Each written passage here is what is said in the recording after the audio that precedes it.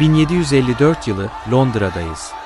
Yaşlı bir adam, mum ışığında masasının başında oturuyor. Önünde sararmış bir parşömen kağıdı, elinde tüy bir kalem var. Öleceği tarihi hesaplıyor. Kalemi kaldırıyor ve kağıdın üzerinde tek bir tarih görünüyor. 27 Kasım 1754. Bu tarih, onun kendi ölüm günü. Ve korkunç olan şu ki, o gün geldiğinde, gerçekten eceliyle ölüyor. Bu adamın adı Abraham de Moivre. Bir matematikçi ve bir dahi. Belki de tarihte kendi ölümünü doğru tahmin eden tek insan. Peki bu nasıl oldu? Hadi, o zaman hikayeyi en baştan anlatalım.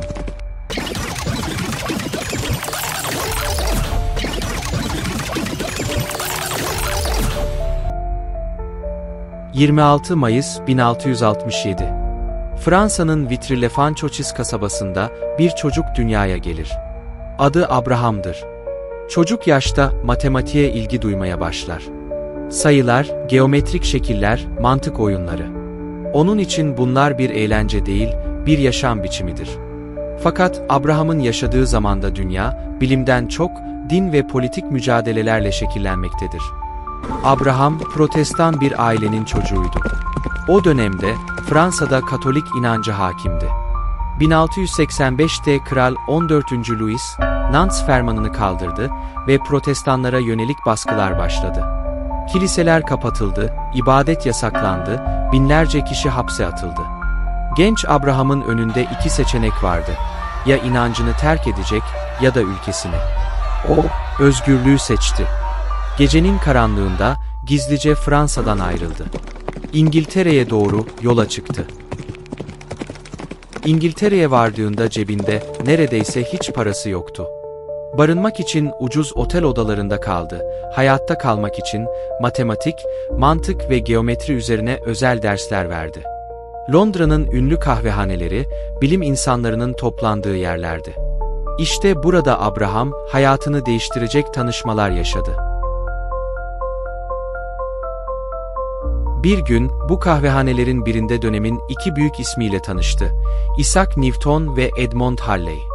Newton, yerçekiminin keşfiyle bilinen deha. Halley ise, ünlü Halley kuyruklu yıldızının isim babası. Newton'un Principia Mathematica kitabı, dönemin en zorlu eserlerinden biriydi. Ama Moivre, bu kitabı neredeyse ezbere biliyordu. Bu yeteneği, bilim dünyasında ona kapılar açtı. 1718'de Abraham de Moivre, en ünlü eserlerinden birini yayımladı. The Doctrine of Chance. Bu kitap, kumar oyunlarından istatistiksel tahminlere kadar, olasılık teorisinin temel taşlarından biri oldu.